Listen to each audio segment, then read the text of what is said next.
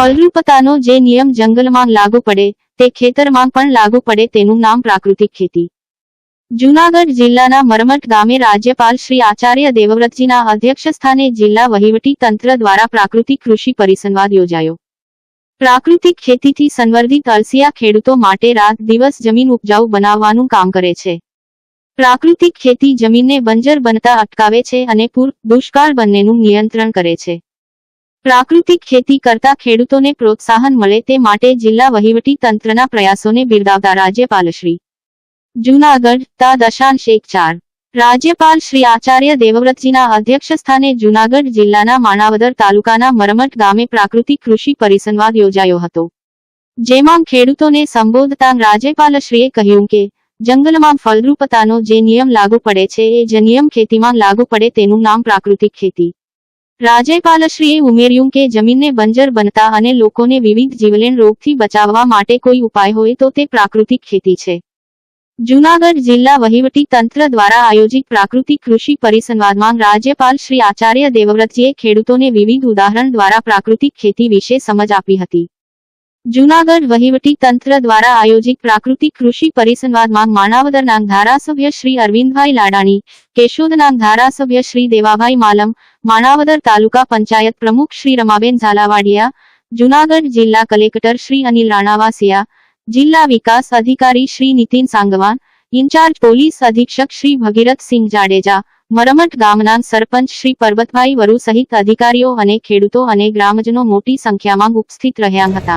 इनसे बातचीत करो। जो खेडूत ईमानदारी से प्राकृतिक खेती के 5 आयाम को पूरा करता है, नारायण भाई वाला ने मेरे से बहुत अच्छा, धन्यवाद। नहीं बैठो ना, आप थोड़ा सा इधर मुंह करो, पहचानेंगे आपको ये। अच्छा, ईमानदारी से धरती को बंजर होने से बचा दिया, धरती के नीचे के पानी को बचा दिया, इस बहने वाली हवा को। इसका दुष्परिणाम आज भारत की धरती बंजर हो गई, पत्थर बन गई, पानी नहीं पीती, पशु पक्षियों की प्रजातियां लुप्त हो गई।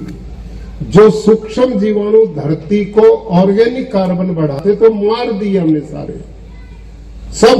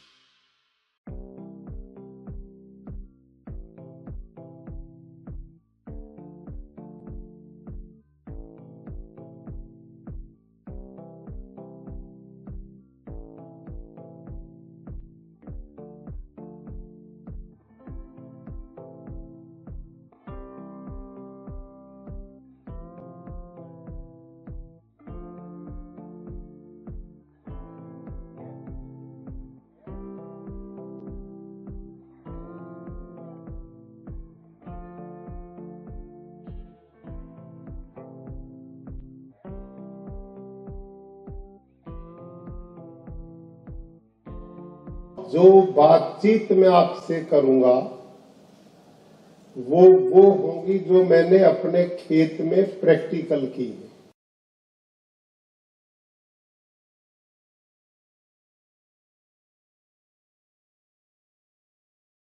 રાજકોટ જિલ્લાના ધોરાજી અને ઉપલેટાના પૂર્વ કોંગ્રેસ ધારાસભ્ય અને રાજકોટ જિલ્લા કોંગ્રેસ પ્રમુખ એવા લલિતભાઈ વસોયાએ આજે પાયલને ન્યાય આપો તેવા બેનરો લગાડેલી પતંગો ઉડાડવામાં આવી હતી। આજરોજ મકર સંક્રાંતિ હોય ત્યારે ધોરાજી ઉપલેટાના પૂર્વ કોંગ્રેસ ધારાસભ્ય વસોયાએ તમામ ગુજરાતીઓને મકર સંક્રાંતિની શુભકામનાઓ પાઠવી હતી અને પતંગમાં પાયલને ન્યાય આપો ને આપો તેવા લખાયેલ પતંગો આજરોજ ઉડાડવામાં આવેલી હતી અને જ્યાં સુધી પાયલને ન્યાય નહીં મળે ત્યાં સુધી આ લડત ચાલુ રહેશે તેવું જણાવેલ અને જે 3 કોન્સ્ટેબલને સસ્પેન્ડ કરવામાં આવ્યા છે તે સંદર્ભે લલિતભાઈએ એવું જણાવેલ કે ઉપરી અધિકારીઓને બચાવવા માટેનો આ પ્રયાસ કરી રહ્યા છે, પણ જવાબદાર અધિકારીઓને જ્યાં સુધી કડક પગલાં લેવામાં નહીં આવે ત્યાં સુધી લડત ચાલુ રહેશે અને વધુમાં જણાવેલ કે સૌરાષ્ટ્ર ગુજરાત કે ધોરાજી અને ઉપલેટામાં ખનીજ માફિયાઓ બેફામ બન્યા છે તેના પર પણ લગામ કશું જોઈએ સરકારે તેવી માંગ લલિતભાઈ વસોયા કરેલી હતી। બે મુદ્દા ઉપર લલિતભાઈ વસોયાએ જણાવેલ કે જે 3 કોન્સ્ટેબલને સસ્પેન્ડ કરવામાં આવ્યા છે તેના કરતાં જે અધિકારીઓ આમાં જવાબદાર છે તેના પર પગલાં સરકારે લેવા જોઈએ અને સૌરાષ્ટ્ર ગુજરાતમાં કે ધોરાજી ઉપલેટામાં જે ખનીજ માફિયાઓ બેફામ બન્યા છે તેના ઉપર પણ સરકારે યોગ્ય પગલાં લેવા જોઈએ। સત્તાના મધમાં સરકાર જે બેઠી છે તેનો પેચ કાપવા માટે અને પાયલને ન્યાય મળે તે માટે આ પતંગ ઉડાડવામાં આવી છે।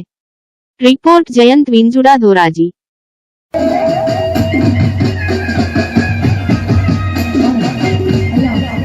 हमारा ग्रुपનું નામ દીપોરામ છે એની ટ્યુન એમને કે મને બંનેમાંથી એકને અવાજ નથી આવતો। આ ભાઈ બધું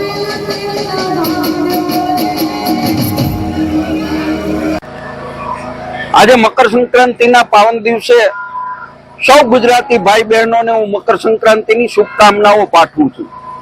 આજે ધોરાજી મુકામે અમે સૌએ સાથે મળીને પાયલને ન્યાય આપોના બેનર સાથેની પતંગો હવામાં ઉડાડી છે। એ એટલા માટે ઉડાડી છે કે ગુજરાતની અંદર ભારતીય જનતા પાર્ટીના શાસકો સત્તાના મદની અંદર હવામાં ઉડી રહ્યા છે। એના સુધી પાયલને ન્યાય આપવાનો લોક માગણીની વાત એમના સુધી પહોંચે એટલા માટે અમે આ પતંગ ઉડાવી છે। ગ્રાઉન્ડ લેવલ ઉપર અનેક આંદોલનો થયા, અનેક સામાજિક આગેવાનો, રાજકીય આગેવાનોએ માગણી કરી, છતાં સરકાર કોઈ પગલા લેતી નથી। એટલે ના છૂટકે અમે હવામાં પાયલને ન્યાય આપવાના પતંગો ઉડાડ્યા છે। અમારી મુખ્ય માગણી એ છે કે 3 નાના પોલીસ કર્મચારીઓને સસ્પેન્ડ કરવાને બદલે એમને જે હુકમ કરનાર પીએસઆઈ, પીઆઈ, એસપી કક્ષાની જે વ્યક્તિઓ પોલીસ અધિકારીઓ છે એમની સામે પણ પગલા લેવા જોઈએ। ધોરાજી ઉપલેટા જ નહીં, સમગ્ર સૌરાષ્ટ્ર અને ગુજરાતની અંદર ખનીજ માફિયાઓ બેફામ બન્યા છે। પોલીસ મહિનામાં 15 દિવસે એકવાર કોઈ જગ્યાએ ખનીજ માફિયાઓ ઉપર રેડ કરીને અમે ખનીજ ચોરી અટકાવી રહ્યા છીએ ના દાવા કરે છે, પરંતુ સમગ્ર સૌરાષ્ટ્ર અને ગુજરાતની અંદર ખનીજ ચોરી બેફામ ચાલે છે। સરકારે એમના પણ પતંગો કાપવા જોઈએ એવી અમારી માંગણી છે।